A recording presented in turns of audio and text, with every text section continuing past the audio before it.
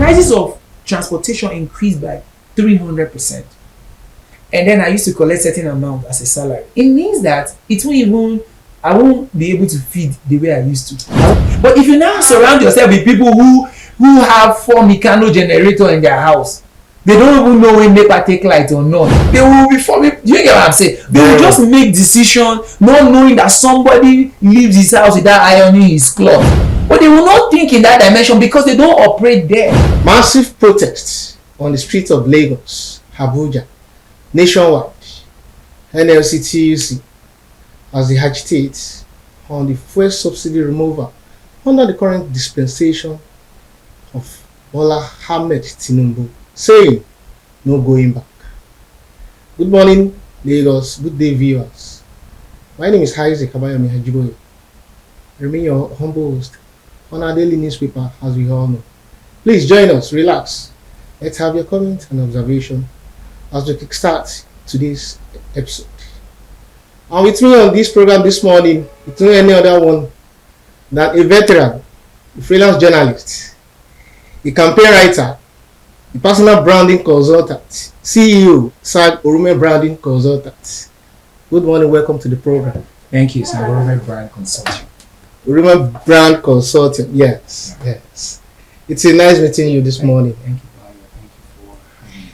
Yes, without wasting much of our time, yesterday we all witnessed all what happened across the Federation nationwide concerning the protest from the NLC, TUC, and other civil society groups. What's your take on this? Well, for me, I would even say it's coming late. I mean, the subsidy thing has happened about 2 months back. They are just coming after about 2 months later. But first of all, I want to say that, I think what they're agitating for, the NLC making the move, they are making the move in the best interest of the people. But if you ask me, I will tell you that they are only playing this, they are only acting the script, right? Because, so what came out of the protest actually? They came out, people came out, they danced, they did all of that. But what's the result? Were the demands met, right? Because if you want certain outcomes, you need to push a certain narrative, right? So the NLC just came out and did 1-day protest. So what was the demand and what did the government do afterwards? So it's like the economy is back to normal, right? So it's like they are only acting a script so that the people will be like, hey, why is nobody talking? Why is nobody saying anything? And then so they're just saying, okay, let's just say something so that people will say we are saying something, So they now come out and then they did all of that. So what changed? So you can only say something is effective because they say, yeah, we did this and we achieved this result. So what is the result after all? But looking at what transpired at the National Assembly level yesterday, when the police were depriving the protesters not to enter into the National Assembly for them to see the senators representing the 360 local government and 774 local government across the Federation.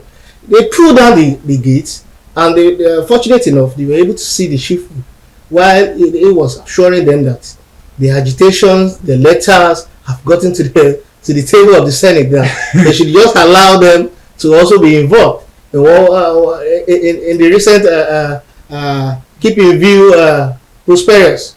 No, the thing is, the people are deceiving people. So your letter has got it to the table. So why did you not shut the gate? Like if I told you I was coming to your house, will you shut the gate? Like today now, you invited me to come share some thoughts here. So you now shut the gate. So how will I now come in to even have this conversation? So you find out that it's like somebody is fooling somebody. Because these people already knew these guys were coming. They wrote you a letter and you say the letter is on the table, but you now shut the people from coming inside. Do you get what I'm saying? So it's like this thing is being stage managed. It's not like there's nothing extraordinary there. They plan. It's a plan. There's a script these people are acting. I can tell you for free. It's a script. There is. But to my surprise, thereafter the protest yesterday, I think later in the day, the NLC president talked to them and sort them out. I mean, people just believe there is already this perception that the NLC is compromised, So even before the protest, people just believe that nothing is going to come out after all because we have seen you. So if you ask me, I will tell you that this current NLC doesn't have the current NLC chairman doesn't have a clout. He doesn't have a voice.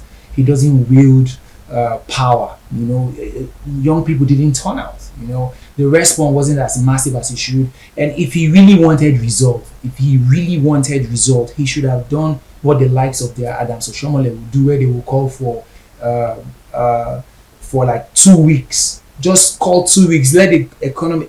Some experts will say this might be like a very brash way of handling, because it will be like, yeah, there is already a subsidy issue, the economy is already heated, we are talking about palliative, now you're talking about shutting down the economy for another like a week or two.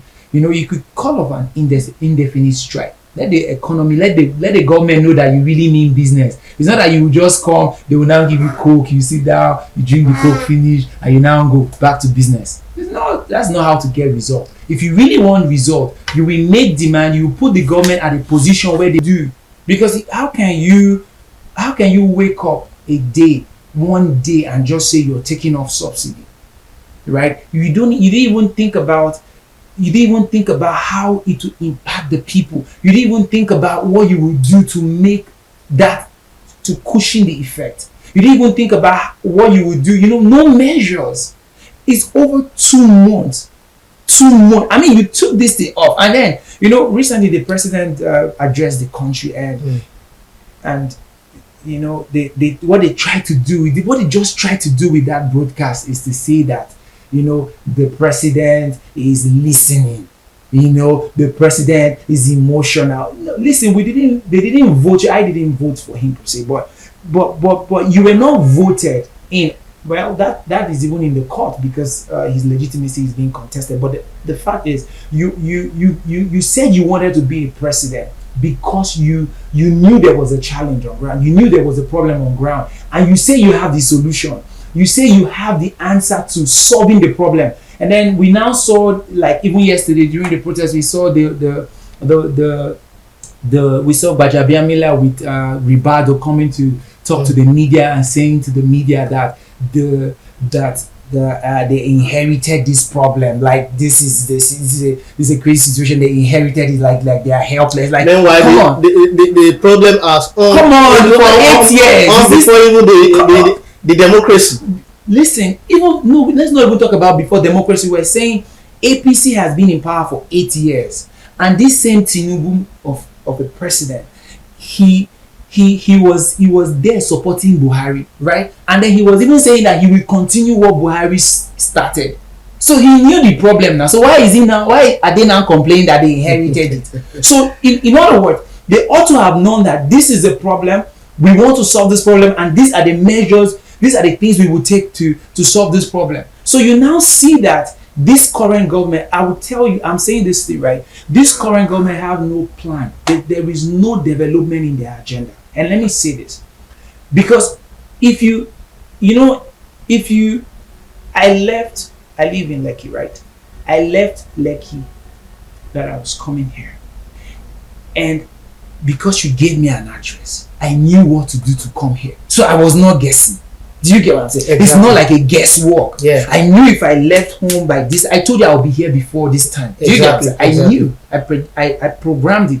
Now, it's the same thing with governance, because I'm a business person. If you say, if I put this level of work, if I apply this principle, I will get this result. So it's not that you now come into government, you now apply this policy. You're not seeing the result, you now change the policy. Are you doing test work with people's life? It's not a game. Listen, politics is not a game. And anybody that thinks that politics is a game, he's gambling with the future of people. Listen, we're talking about human lives. And then you now come to power. You are now putting policies to test. You are testing to see if it will work at the expense of people's life, at the expense of people's destiny. Listen, yesterday I was watching, or this morning I was reading a news, right? I think it was on Arise or so. And I was watching a video rather. These guys try to leave Nigeria by all means, so that they travel through the rudder of a ship.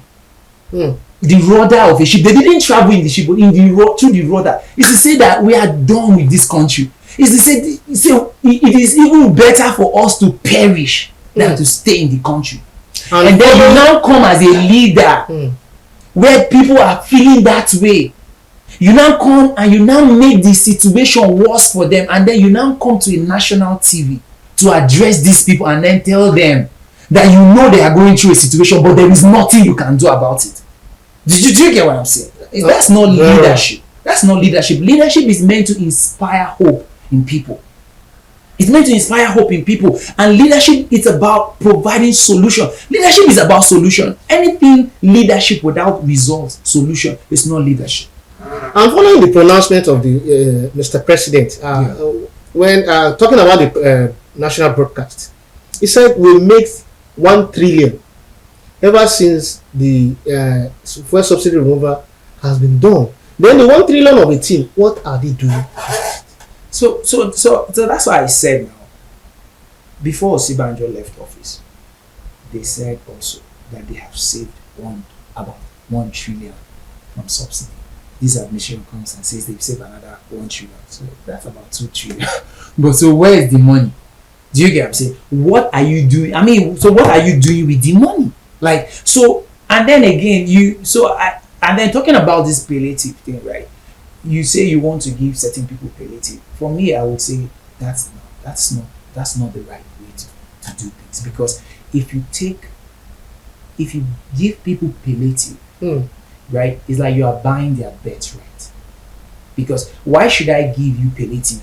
You don't need a palliative. What you need is an environment for you to do business, to prosper. A conducive environment. If you have a conducive envorment, you will do business. You don't need anybody giving you businesses handouts. will try. You know what I'm saying? Because if you begin to give people handouts, they will not work, they will not be productive, they will now be looking for every month end that money will come. Do you get? So you now have a generation of young people depending on the government. You are not meant to depend on the government.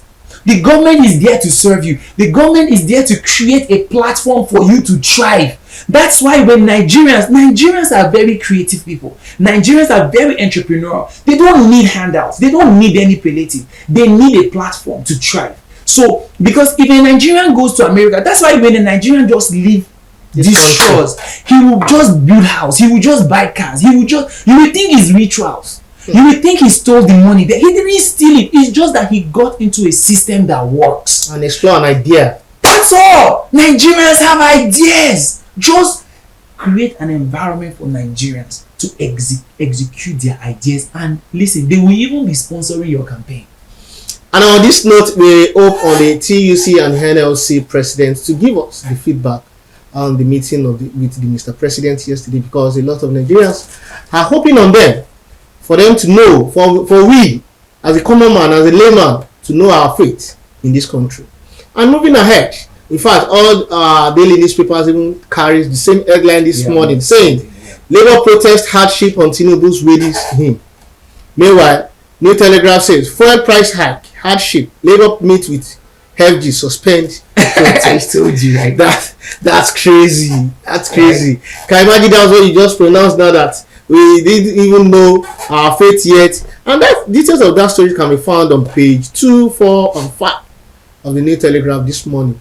Moving ahead, there's another tragedy yesterday at the Lagos Mainland Hospital, where a little, in fact, very pretty medical doctor was just been crashed into an elevator in the process of she coming downstairs gonna pick what she ordered for.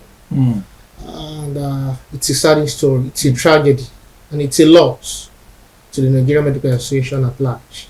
In fact, that story was founded on page 1 of the Vanguard newspaper this morning, saying NMA declares state strike in three states, Lagos hospitals over colleagues' deaths. That's what's your take on it? Well, Bayo, you are in Nigeria, right? So I don't want to generalize personally. I wouldn't want to generalize, because I believe that Nigerians, there are a lot of excellent people in Nigeria. So I wouldn't want to say Nigerians are this. I wouldn't generalize, right? But a lot of Nigerians have a maintenance issue, right? So a lot of Nigerians don't cultivate the attitude of maintenance. And I'm sure that before this incident happened, maybe she has even reached out to the management, or several people must have reached out to this management and say, hey, this lift is having issues. So I'm also sure that it is also possible that somebody must have been stuck there before, and the person came out and they say, oh, we'll fix it. By privilege. Yes. And then tomorrow the thing just happened. So it's not like the elevator was working 100%. Do you get what I'm saying? And so we saw the governor's wife there. I watched the video and I felt sorry for her, because it's like the people were sort of threatening her, and they were like, tell us, what should we do if we don't hear from you by certain time? And I just saw how a governor's wife would be feeling a bit intimidated and feeling a bit some and being a medical doctor also. Yes, and it's very, very sad that she couldn't provide an answer. She couldn't provide an answer because they were asking her questions. She didn't have an answer, and see how she sort of escaped that question and said that it was an arrow. How? Listen, madam, it's not about how. We already know what happened. This thing was not maintained. It was not maintained properly. A lot of people didn't do their job as expected, right? And so because a lot of people didn't do their job, it has cost somebody her life. And then a lot of people look at that picture and say, this lady is so pretty, very pretty, so beautiful. But think about it. What about the lives that lady is meant to save? What about the life? What about the life she's meant to save? What about the life she's meant to touch? What about the life she's meant to impact? What about people that may never have the opportunity to go to school because of her? What about the people that may never have the opportunity to meet certain people because of her? So what about those people that she's already helping before she passed on? What if she's one of the breadwinners of her family, and then all of a sudden death just took her, not because she was meant to die, but because somebody refused to do their job. Due to an act of negligence. Yes, due to an act of negligence. And then the governor's wife comes to the scene. Instead of her to speak to the situation, she's even asking the people how. To be candid, these are stories that touches the heart. And I think Lagos State Ministry of Health, under the able leadership of the present governor, Oshiomhole, need to react, in fact, speedily, within the speedy intervention across all maternity homes and general hospitals within Lagos State, because I think this call for an urgent meeting. Of course, urgent meeting and serious intervention. Yes, because this will also serve as a deterrent to others. Yes, but of course they should investigate it, right? Because I read in his Twitter handle where he sort of apologized. He tried to commiserate with even the families, which I think it's good for a leader to do.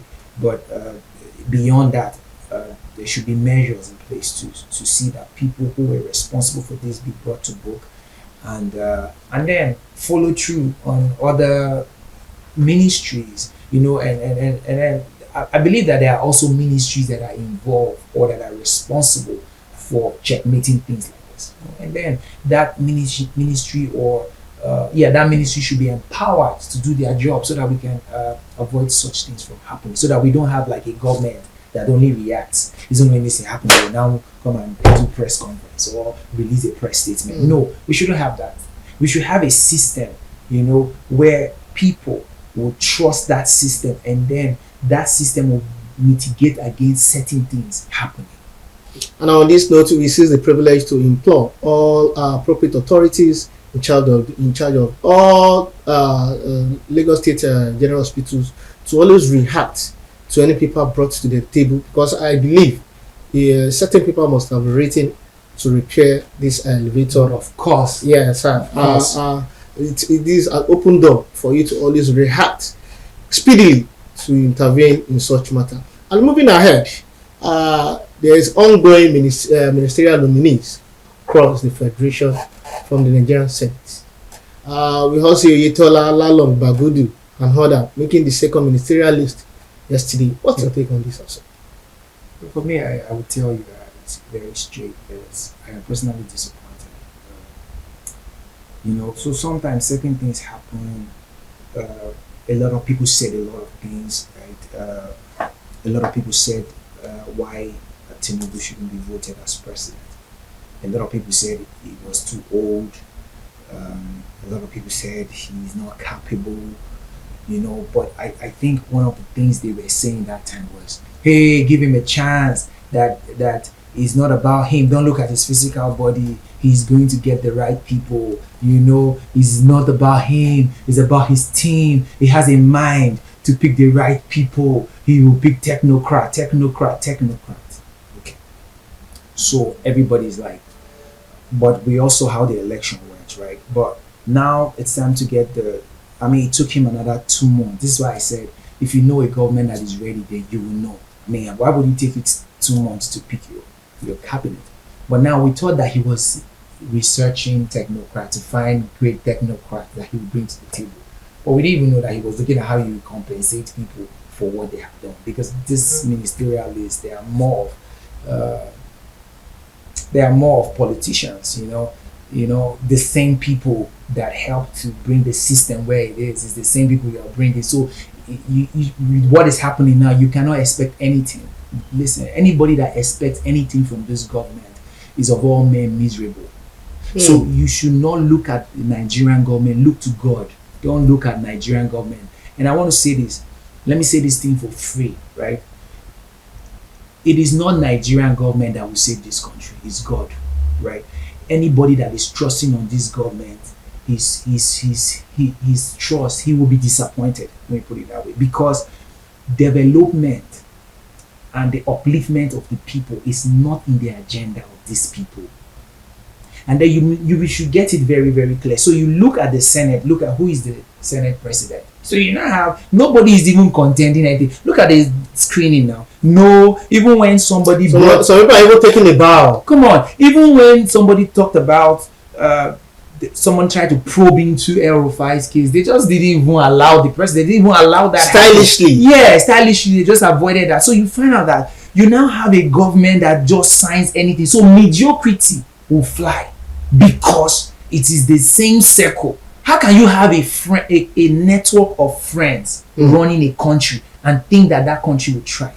It's not going to work, because even when the president is doing what is wrong, nobody will tell him he's wrong, because he will have people sweet talking him around him. The Senate will rubber stamp him. The House of Rep is the same thing. So because they are the same circle, there is no competition. There is no strong opposition even within the circle. So everybody's just silent. So you will see the economy moving in a certain direction and nobody raising an eyebrow. So right now, the economy, that's why I said the economy of Nigeria is even in the hands of young people.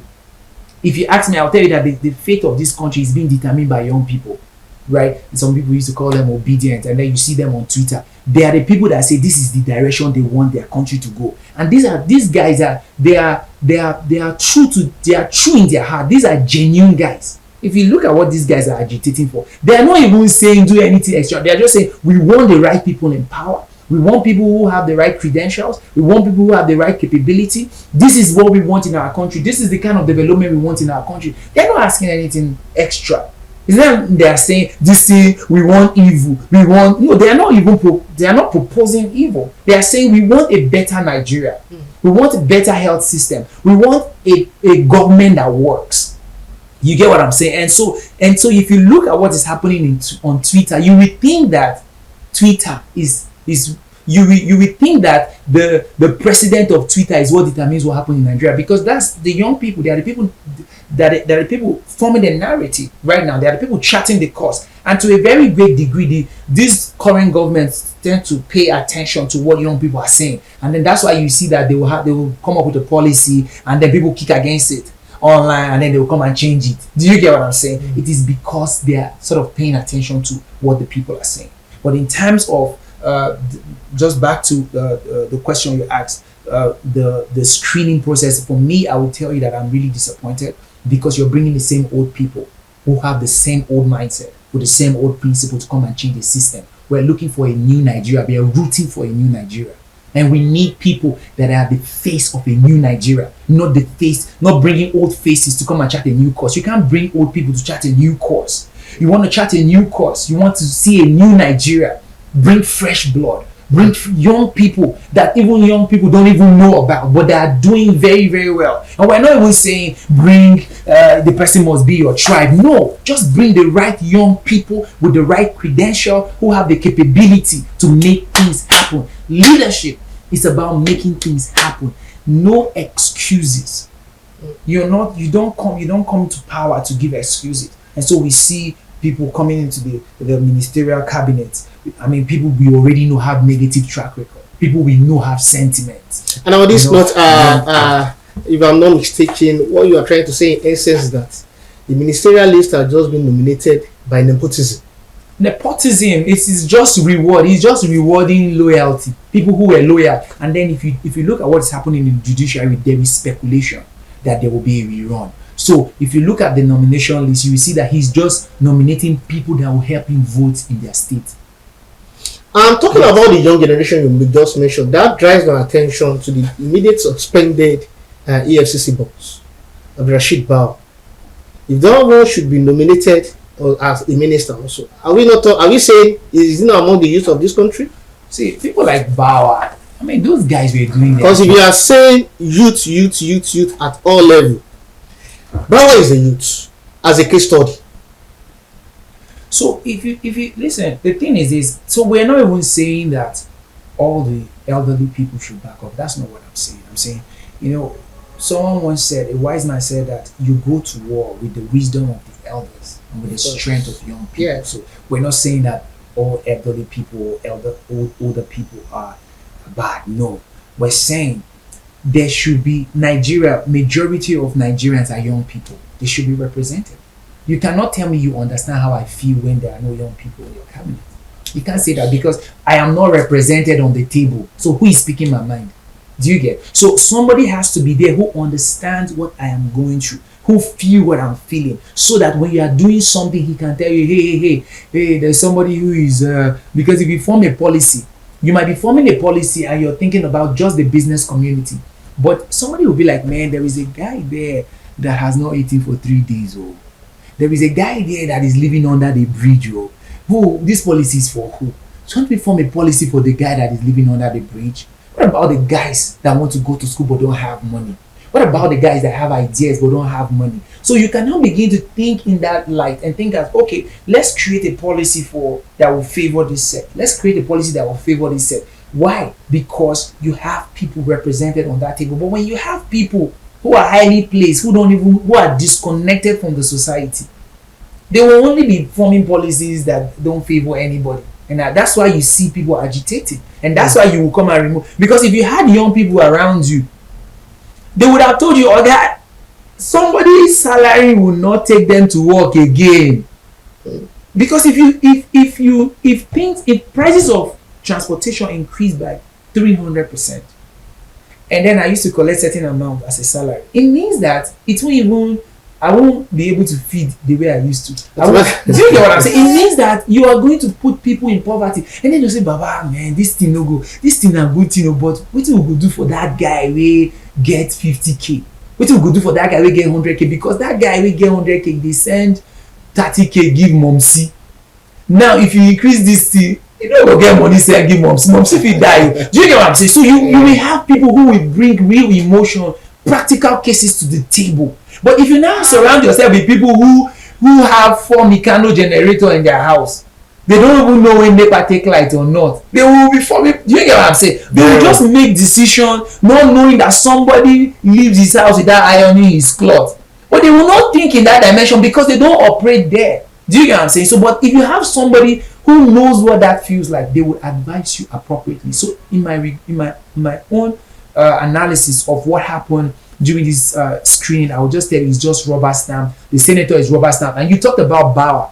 Yes, Bauer is a great case study for young people, right? And he was doing good. Yeah, he was doing good, but he was not allowed to do his job. Now, but it is also proof that if you put young people in place, they will do their job. Because Bauer was doing good, right? And this same Senate president, was Bauer not after him? Bauer was after him. So he ran. He said he was going for medical treatment. All of a sudden, he's back, and then they made him Senate president. And then what happened? Sacked Bauer. Do you get what I'm saying? So because this is the guy that is prosecuting this, we now just took him out. So they put somebody there and muted him, right? So, Yes, it's a nice time meeting you this morning Yeah. on this daily newspaper show, thank you. and it's a pleasure which we pray that and next time we'll call on you, we'll definitely oblige you, of course. But of course. Thanks for coming. Thank you very Thanks so much. Yes, viewers at home, we say a big thank you for watching, and let's have your comment, observation. Let's have the feedback.